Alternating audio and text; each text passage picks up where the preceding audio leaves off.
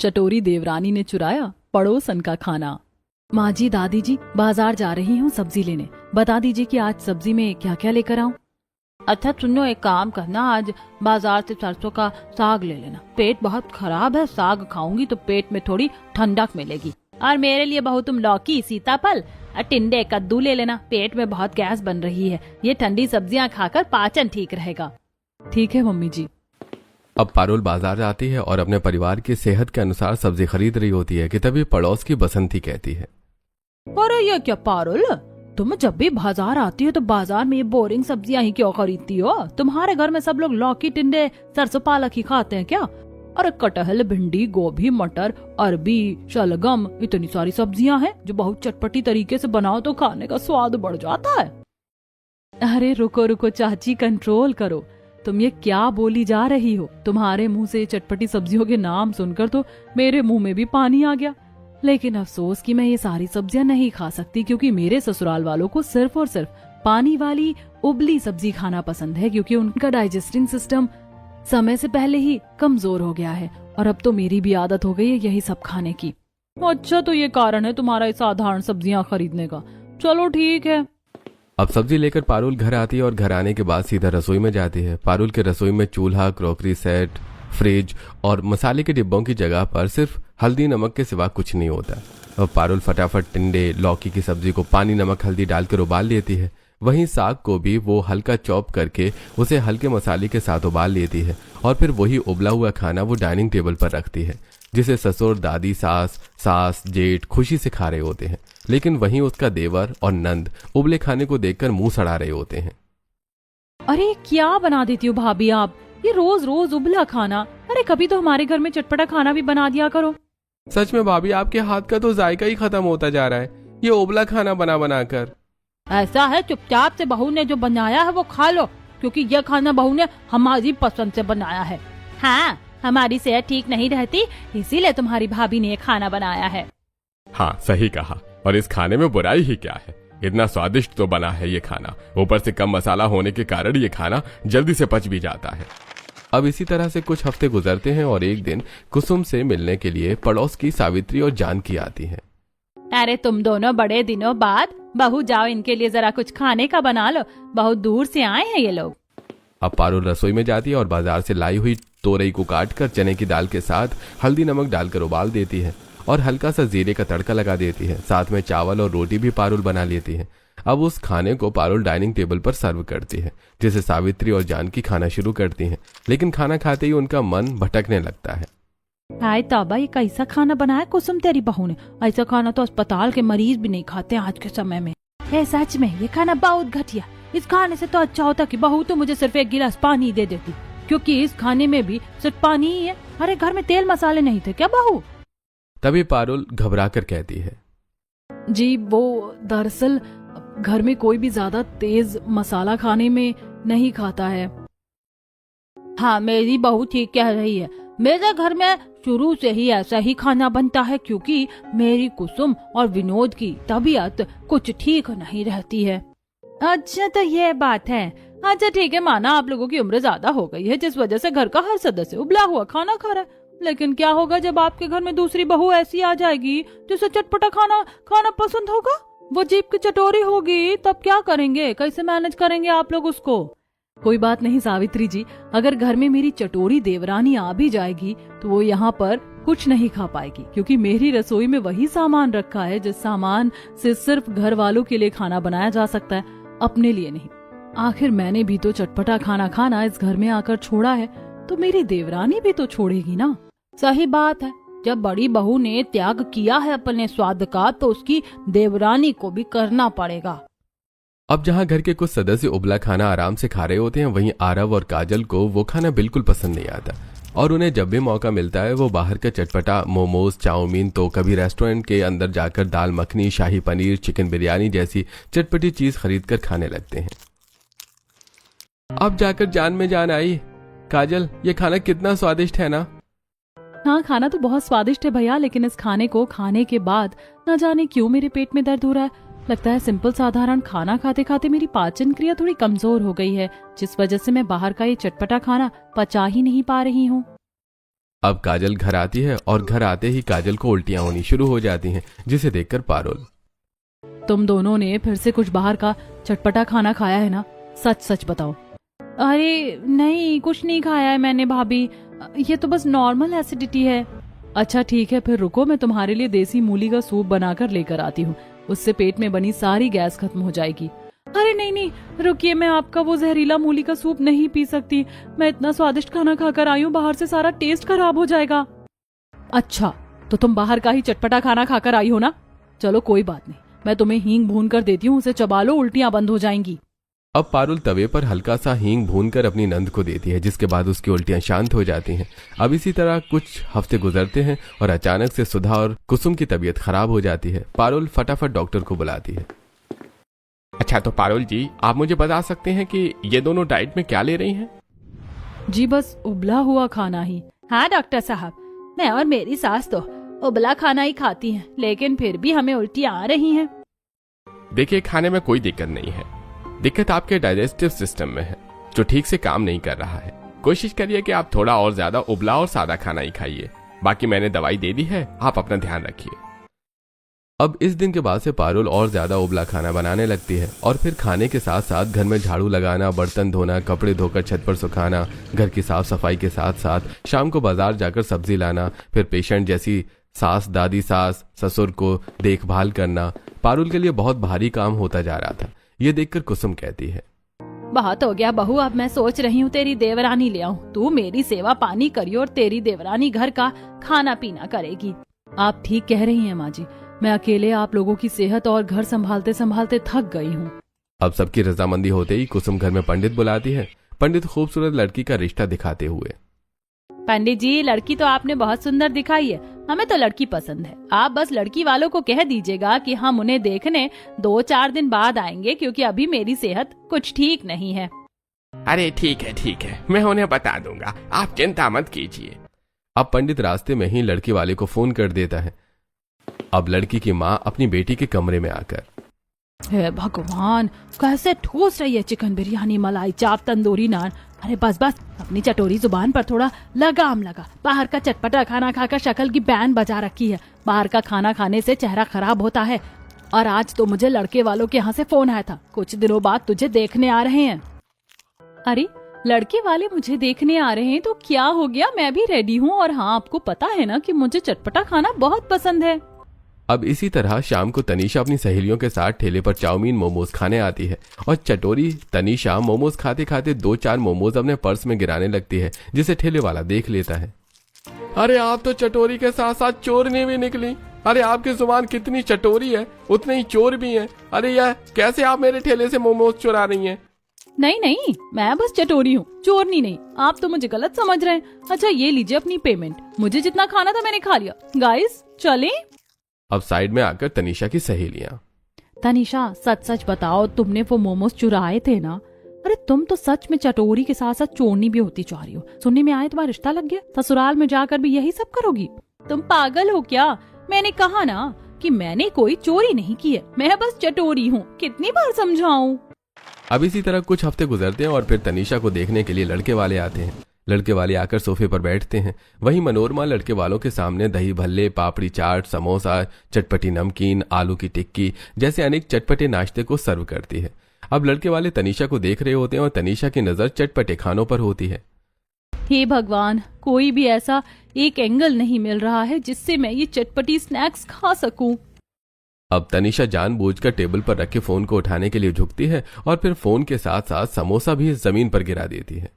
अरे मेरा फोन गिर गया, 1 मिनट। अब तनीषा जैसी नीचे झुकती है वो फटाफट पूरा एक समोसा निकल जाती है और फिर फटाफट मुंह साफ करके फोन लेकर ऊपर की ओर बैठती है। तभी मनोरमा धीरे से, अरे क्या कर रही है तू? अरे लड़के वाले तुझे देख रहे और तेरी चटोरी नजर खाने के ऊपर टिकी हुई है, थोड़ा लड़के को भी देख ले। क्या हो गया बेटी, बड़ी गुमसुम हो, कुछ कह नहीं रही हो, कुछ तो बोलो। जी मैं ये कह रही थी कि अगर आप लोग ये स्नैक्स खाना शुरू करते हैं तो मैं भी खा पाती। ये सुनकर लड़के वाले हंसने लगते हैं। अरे क्यों नहीं, हम खाते हैं ना देवरानी जी। अरे मनोरमा जी, आपकी बेटी के अंदर तो बहुत बचपना है, काफी चंचल मन है इसका। अब सभी लोग चटपटे स्नैक्स खाना शुरू करते ही हैं कि उतने में तनीषा सब सफा चट कर जाती है। ये देखकर लड़के वाले दंग रह जाते हैं। माँ जी, देवरानी जी की खुराक तो ज्यादा लग रही है खाने पीने के मामले में। हाँ, कह तो तुम ठीक रही हो। खैर छोड़ो, वैसे मनोरमा जी नाश्ता पानी तो हो गया है, अब मुद्दे की बात करते हैं। हमें आपकी लड़की बहुत पसंद है, अब आप जल्दी से मुहूर्त निकलवाइए ताकि शादी हो जाए। अब लड़के वाले रिश्ता पक्का करके वहां से चले जाते हैं, जिसके बाद 3 से 4 हफ्ते के अंदर अंदर तनीषा शादी करके अपने ससुराल आती है। आओ बहुरानी, इस कलश को गिराकर घर के अंदर प्रवेश करो। अब कलश गिराकर तनीषा घर के अंदर जाती है और अपने पेट को सहलाने लगती है। ये देखकर पारुल, क्या हुआ देवरानी जी, पेट में दर्द हो रहा है क्या? सब ठीक तो है ना? तभी तनीषा भूख से बेचैन होकर कहती है, नहीं, कुछ ठीक नहीं है जेठानी जी। मैंने अपनी खुद की शादी में ही कुछ नहीं खाया। मुझे बहुत तेज भूख लग रही है, क्योंकि इतनी देर तक मुझे भूखे रहने की आदत नहीं है। अच्छा ठीक है, तुम बैठो, मैं तुम्हारे लिए कुछ लेकर आती हूँ। हाँ भाभी, आइए आप सोफे पर बैठिए। अब तनीषा सोफे पर बैठती है। इतने में पारुल अपने हाथ में मूंग दाल की खिचड़ी और उसके साथ में कद्दू की भुजिया लेकर आती है। ये लीजिए देवरानी जी, खा लीजिए। अब उबला खाना देखकर तनीषा, हे भगवान, ये कैसा मरीजों जैसा खाना लेकर आई है मेरी जेठानी मेरे लिए। इस खाने से मेरी भूख तो मिटेगी नहीं, बल्कि उल्टी और आ जाएगी। अभी तो मैं इन्हें कुछ बोल भी नहीं सकती, जैसे तैसे थोड़ा मोड़ा खा लेती हूँ। अब मुंह बनाकर तनीषा उबली खिचड़ी और कद्दू की सब्जी खाती है और जाकर अपने कमरे में आराम करती है। अगले दिन तनीषा नहा धोकर तैयार होकर रसोई में आती है, जहां रसोई में उसको मसाले की अलमारी में हल्दी नमक के सिवा कुछ नजर नहीं आता। फिर तनीषा फ्रिज खोलती है, जहां फ्रिज में भी सिर्फ साग, कद्दू, तोरई, सीताफल जैसी अतरंगी सब्जियां रखी हुई होती हैं। ये भगवान, फ्रिज में तो कुछ भी ऐसा नहीं है जिससे मैं अपनी पहली रसोई का खाना बना पाऊँ। मसाले में भी सिर्फ हल्दी और नमक है। तनीषा परेशान हो ही रही होती है कि तभी वहां पर उसकी जेठानी आती है। अरे जेठानी जी, अच्छा हुआ आप आ गई। सच कहूँ तो मुझे समझ ही नहीं आ रहा कि मैं अपनी पहली रसोई में क्या बनाऊं, क्योंकि फ्रिज में भी काफी अतरंगी सब्जियां हैं और मसाले में भी सिर्फ हल्दी नमक है। ऐसे में मैं अपनी पहली रसोई का खाना कैसे बनाऊंगी? अरे हल्दी नमक से सब बन तो जाता है, मैं भी तो बनाती हूँ। और एक काम करो, तुम दाल चावल और आलू का चोखा बना लो, बहुत है इतना सबके लिए। अब तनीषा ये सुनकर हैरान हो जाती है, क्योंकि तनीषा को तो तला भुना चटपटा खाना खाने की आदत थी। क्या मैं अपनी पहली रसोई में ये उबला हुआ खाना बनाऊं? मैंने तो सोचा था कि मैं चिकन बिरयानी, नान, शाही पनीर, दाल मखनी, बटर कोरमा ये सब बनाऊंगी, लेकिन आप तो काफी साधारण सा खाना मुझसे बनवा रही हैं। तभी वहां पर कुसुम आती है और ये सब सुनकर कहती है, अरे बहू, तुझे तो खुश होना चाहिए कि हम तुझसे ज्यादा मेहनत नहीं करवा रहे और साधारण खाना बनाने को कह रहे हैं। और वैसे भी हमारे घर में कोई तला भुना, चटपटा, मसालेदार खाना नहीं खाता है, क्योंकि सबकी तबीयत खराब हो जाती है ऐसा खाना खाकर। समझ गई देवरानी जी, चलिए अब फटाफट से आप दाल चावल चोखा बना लीजिए।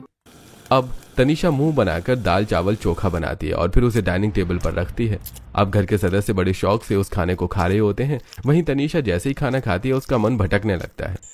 इसी तरह रात को फिर से तनीषा उबली हुई सब्जी बनाती है, जिससे रात को भी वो ठीक से नहीं खा पाती। अब इसी तरह कुछ हफ्ते गुजरते हैं और अब तनीषा उबला हुआ खाना बना बनाकर परेशान हो जाती है, जिसके बाद तनीषा बिना किसी से पूछे घर में चिकन बिरयानी, मसालेदार कटहल की सब्जी, चटपटे बेसन के गट्टे की सब्जी, रोटी, रायता बनाकर उसे डाइनिंग टेबल पर रखती है।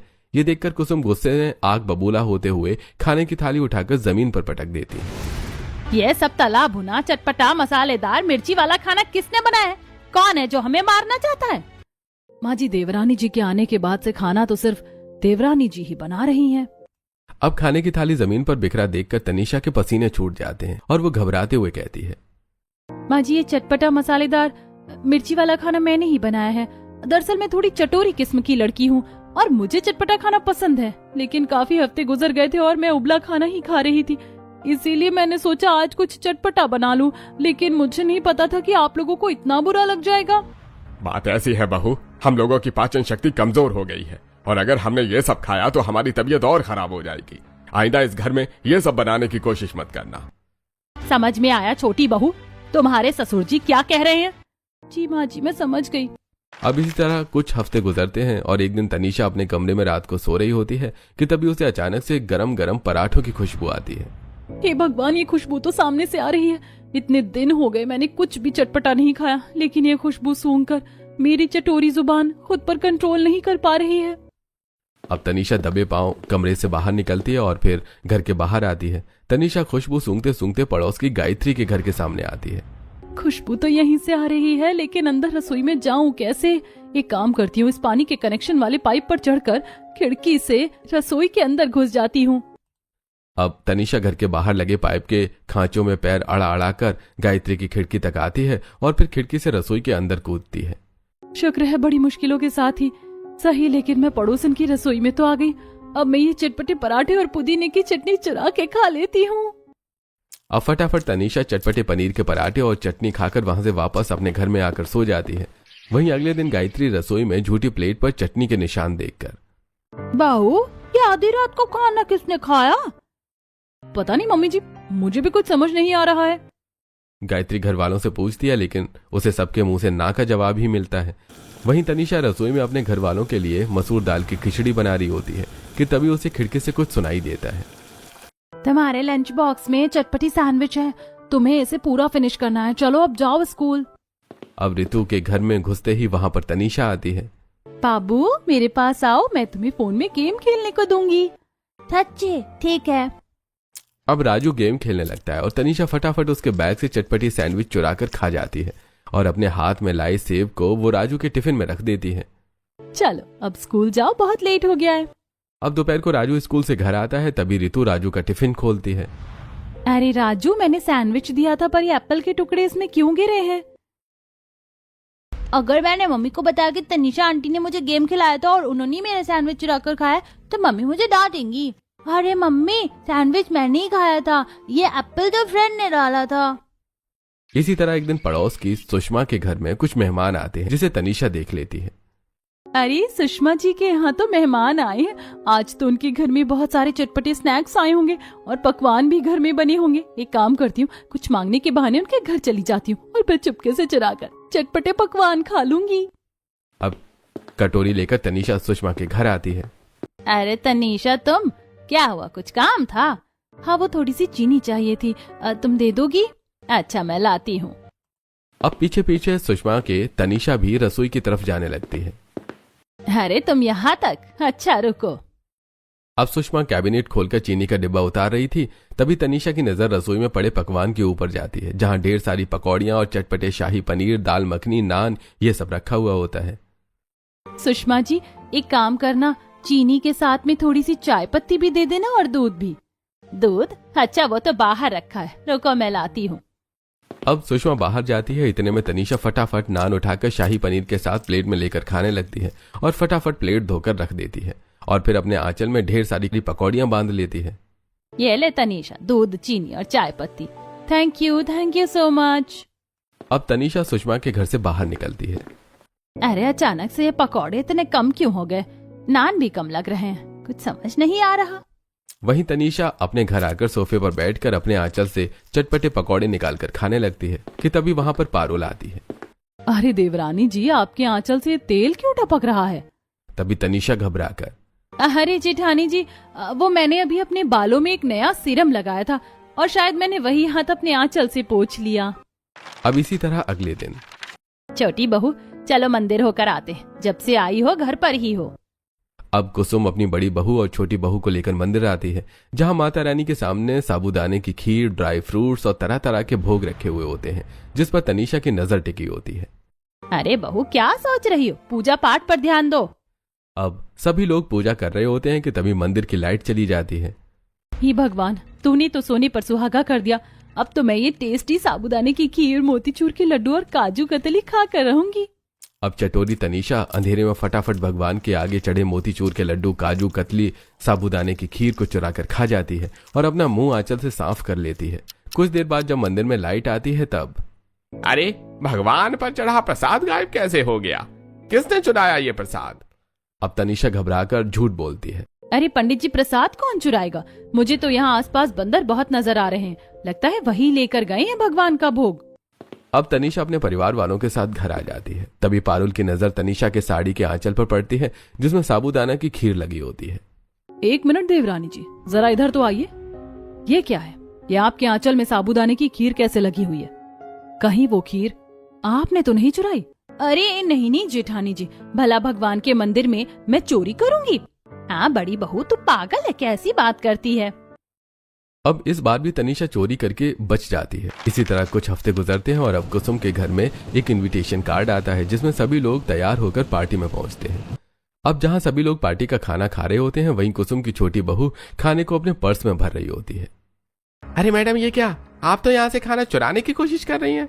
तभी तनीषा फटाफट खाना वापस रखकर, अरे नहीं नहीं, ऐसा कुछ नहीं, ये खाना मैंने रखा ही नहीं, बल्कि मेरे हाथ से गलती से मेरे पर्स में गिर गया है, सॉरी। इतना कहकर तनीषा अपनी फैमिली के पास आती है। तभी उसकी जेठानी, देवरानी जी आप खाना चुरा रही थी ना? अरे नहीं नहीं जेठानी जी। सच बोलो देवरानी जी, झूठ मत बोलो, मैंने अपनी आंखों से देखा आप खाने को बैग में भर रही थी। अब तनीषा मायूस होकर कहती है, हाँ जेठानी जी, वो घर पर तो चटपटा खाने को मिलता नहीं है तो मैंने सोचा कि पार्टी का ही खाना चुरा कर रख लूं ताकि 1-2 दिन मुझे आराम से चटपटा खाना मिल पाए। आप जानती ही हो कि मैं कितनी चटोरी हूँ। देवरानी जी चटोरी होना अच्छा है लेकिन चोरनी नहीं, याद रखना। अब इसी तरह कुछ दिन गुजरते हैं और एक रात तनीषा अपने ससुराल वालों को सिंपल दाल चावल बनाकर खिला रही होती है और उसके नाक में बिरयानी की खुशबू जा रही होती है। लगता है आज पड़ोसी के घर में बिरयानी बनी है। वैसे सोचा था चोरी करना छोड़ दूं, लेकिन मेरी ये चटोरी जुबान मुझे कभी शरीफ नहीं बनने देगी। अब रात को सबके खाने के बाद तनीषा अपने घर की छत पर आती है और सीढ़ियां लेकर घर के बाहर निकलती है और फिर बिरयानी की खुशबू सूंघते हुए वो सावित्री के घर के पास रुकती है। अच्छा, तो बिरयानी सावित्री जी के यहाँ बनी है? अब तनीषा सीढ़ियां लगाकर सावित्री की खिड़की से रसोई के अंदर आती है जहां रसोई पूरी साफ होती है। अरे खुशबू तो यहीं से आ रही थी, लेकिन यहाँ तो सब कुछ साफ सुथरा है। अब तनीषा रसोई के बर्तनों को उठाकर देखने लगती है। तभी उसे बिरयानी का कटोरा दिखता है। मिल गया, ये रही वो स्वादिष्ट चटपटी बिरयानी। फटाफट खा लेती हूँ वरना कोई देख लेगा। अब तनीषा फटाफट बिरयानी चुराकर खाने लगती है कि तभी कुछ ही देर में उसे किसी की आहट महसूस होती है और वो खिड़की से सीढ़ियों के द्वारा बाहर निकलकर अपने घर आ जाती है। तभी पारुल लिविंग रूम में होती है। अरे देवरानी जी, बाहर क्या करने गई थी? 11 बज रहे हैं, आपको नींद नहीं आ रही? ये भगवान, शुक्र है मैंने सीढ़ियां बाहर ही छोड़ दी थी। अरे नहीं नहीं, ऐसा कुछ नहीं है, नींद तो बहुत आ रही है, लेकिन मैं थोड़ा वॉक करने गई थी। अब तनीषा वहां से डाइनिंग टेबल के पास आती है और वहां से टूथपिक लेकर दांत साफ कर रही होती है कि तभी वहां पर पड़ोस की सावित्री आती है जिसका चेहरा गुस्से से लाल हो रहा होता है। सावित्री जी, इतनी रात को आप यहाँ? परेशान लग रही हैं, बताइए ना क्या हुआ? बाहू, मुझे बहुत गुस्सा आ रहा है। अच्छा एक बात बताओ, तुम्हारे घर में भी कोई शैतान बिल्ली है क्या जो तुम्हारा खाना चुरा कर ले जाती हो? नहीं सावित्री जी, ऐसा तो कुछ नहीं है, मेरे घर में तो कोई बिल्ली नहीं आती। भगवान, पता नहीं ये बिल्ली मेरे ही घर में क्यों आती है। आज भी मैंने इतने शौक से बिरयानी बनाई थी, सोचा था लेट नाइट खाऊंगी, लेकिन जब रसोई में गई तो बिरयानी सफा चटती। तभी दांतों को साफ करती हुई तनीषा कहती है, अरे बिल्ली तो कुछ ज्यादा ही सयानी है, अच्छी अच्छी चीजों को ही चुरा कर खाती है। लगता है जुबान की चटोरी है बिल्ली। अब पारुल इन बातों पर गौर करती है और वो देखती है कि तनीषा बड़ी देर से अपने दांतों को साफ कर रही है। मुझे ऐसा क्यों लग रहा है सावित्री जी की बिरयानी की हड्डी मेरी देवरानी जी के दांतों में ही फंसी है? कुछ तो गड़बड़ है। इसी तरह जब अगले दिन पारुल बाजार सब्जी लेने के लिए जाती है तो सुषमा भी उससे कहती है, पता नहीं यार, आजकल मेरे घर से खाना गायब हो रहा है। अच्छा, ध्यान रखो कि ये सब कहाँ, कैसे और कौन कर रहा है। इसी तरह एक दिन तनीषा ऑनलाइन खाना मंगवाती है और उसे खाने को अपने कपड़ों की अलमारी में छुपा देती है। लेकिन जब वो कमरे से बाहर आती है तो पारुल, देवरानी जी आप यहाँ? मैं आपके पास ही आ रही थी, जरा मुझे आपकी एक साड़ी चाहिए थी, मैं ले लूं? मुझे किटी पार्टी में जाना है। रुकिए रुकिए, मैं ला कर देती हूँ। अब तनीषा अलमारी खोलती है और सामने रखी साड़ी उठाकर पारुल के हाथ में देती है। पारुल कुछ देर बाद उस साड़ी को पहनकर हॉल में आती है कि तभी पारुल देखती है कि साड़ी पर खाने का दाग लगा हुआ है। अरे देवरानी जी, ये साड़ी तो गंदी लग रही है। आप कपड़ों को बिना वॉश किए ही अलमारी में सजा देती हो क्या?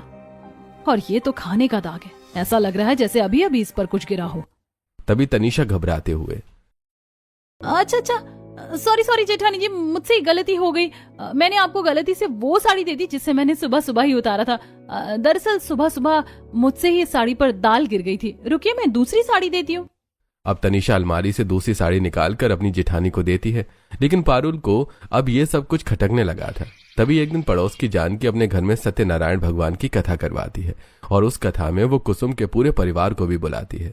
समय से आ जाना कुसुम, अपनी दोनों बहू को लेकर। सत्यनारायण भगवान की कथा है जिसमें 56 भोग का प्रसाद बटेगा, थोड़ी बहुत मदद भी करवा देना।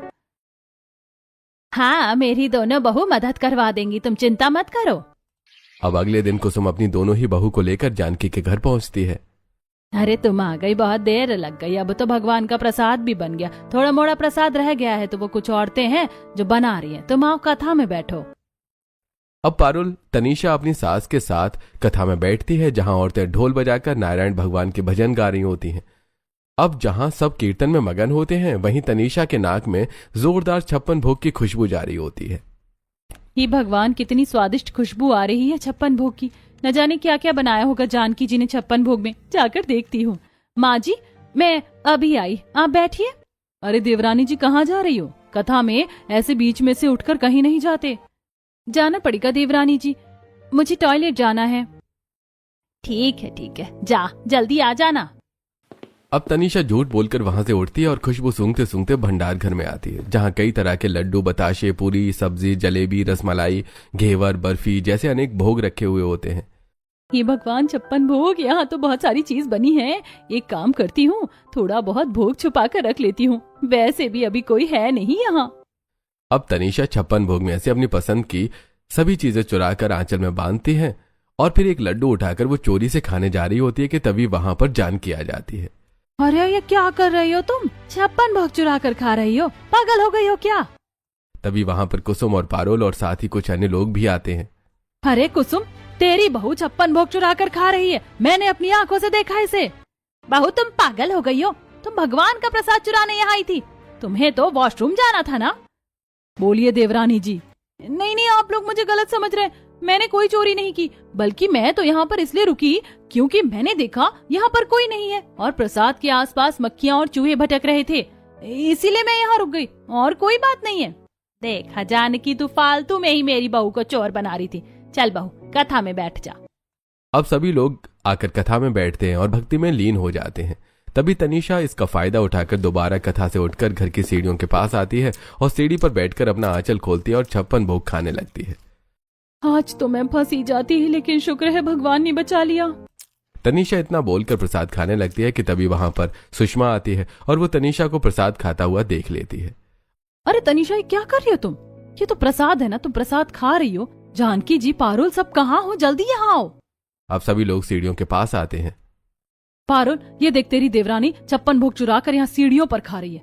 भगवान का शुक्र है कि जानकी जी ने अभी इस प्रसाद को चढ़ाया नहीं, नहीं तो कितना बड़ा अपशगुन हो जाता। देखा कुसुम, मैं कह रही थी ना कि तेरी बहू चोर है, और वो प्रसाद चुराने ही गई थी वहाँ। तभी मोहल्ले की औरतें जिनके घर में कुछ महीनों से चोरियां हो रही थीं, वो भी आती हैं और कहती हैं, इसका मतलब साफ है कुसुम कि मेरे घर में जो बिरयानी, समोसे, पकौड़ियाँ चोरी हुई थी, वो भी तुम्हारी बहू ने चुराया है। मेरे घर से भी खाना चोरी हुआ था। मैं कह रही थी ना पारुल तुझे, देखा, तेरी देवरानी ही है वो चटोरी चोरनी जो सबके घर से खाना चुरा रही है। बहू, सबकी बातें कान खड़े करके सुनती जा रही हो। अरे जवाब क्यों नहीं देती कि तुमने ये सब किया है, तो क्यों किया है? अब एक के बाद एक चोरी का इल्जाम जब तनीषा के ऊपर लगता है तो तनीषा को काफी शर्मिंदगी महसूस होती है और वो हाथ जोड़कर कहती है, मुझे माफ कर दीजिए। छोटी छोटी चोरी करते करते मैं आज बहुत बड़ी चोरी कर बैठी। मुझे भगवान का प्रसाद ऐसे चुरा कर नहीं खाना चाहिए था, लेकिन सच कहूँ तो मैं ये चोरी कभी नहीं करती। अगर मुझे ये स्वादिष्ट खाना माँ जी घर पर ही बनाकर खाने देती तो। क्या मतलब है तुम्हारा? हाँ बहू, कहना क्या चाहती हो? जी सच कहूँ तो मैं जुबान की बहुत चटोरी हूँ। शादी से पहले भी मैं बहुत चटपटा खाना खाती थी और मैंने सोचा था कि ससुराल में भी मैं ऐसे ही रहूंगी, लेकिन जब मैं ससुराल आई तो ससुराल वालों ने साफ मना कर दिया कि कुछ भी चटपटा मसालेदार खाना यहाँ नहीं बनेगा। एक बार मैंने घर में बनाने की कोशिश भी की तो माँ जी ने खाना उठाकर फेंक दिया, जिसके बाद मैं अपनी चटोरी जुबान की भूख लोगों के घरों से चोरी करके मिटाने लगी। ये सुनकर जानकी, गायत्री, सुषमा को एहसास होता है कि तनीषा कहने को तो किसी के घर की बहू है, लेकिन दिमाग से वो अब भी चंचल और मासूम बच्ची की तरह है। अरे कुसुम, इसका मतलब ये सब तेरी ही गलती है। अरे 25 साल की बहू है तेरी छोटी बहू, अगर उसे कुछ खाने का मन है तो तू उसे क्यों नहीं खाने देती? अब तूने तो अपनी जिंदगी जी ली, उसे भी जीने दे। अगर आज तूने उसे ये सब घर में ही खाने दिया होता तो आज वो चोरी नहीं कर रही होती। हाँ कुसुम, कहीं ना कहीं तेरी ही गलती है जो आज तेरी बहू चोरनी बनी घूम रही है। अब कुसुम को भी एहसास होता है कि शायद उसने कुछ ज्यादा ही पाबंदी अपने घर में बना रखी है। हाँ, आप लोग ठीक कह रहे हैं। मेरी ही गलती है बहू, मुझे माफ कर दो। मेरी वजह से तुम्हें इस रास्ते पर उतरना पड़ा। लेकिन आज से तुम अपने ससुराल में जो चाहे वो बना कर खा सकती हो। बस मेरे लिए साधारण खाना बना देना, क्योंकि मेरा डाइजेस्टिंग सिस्टम कमजोर है। अब इस दिन के बाद से कुसुम अपने घर में दोनों ही बहू को उनकी पसंद का खाना खाने देती है, जिसके बाद देवरानी जेठानी अपनी पसंद का खाना बनाकर खाती हैं और साथ ही अपने परिवार वालों के लिए सादा खाना भी खुशी से बनाने लगती।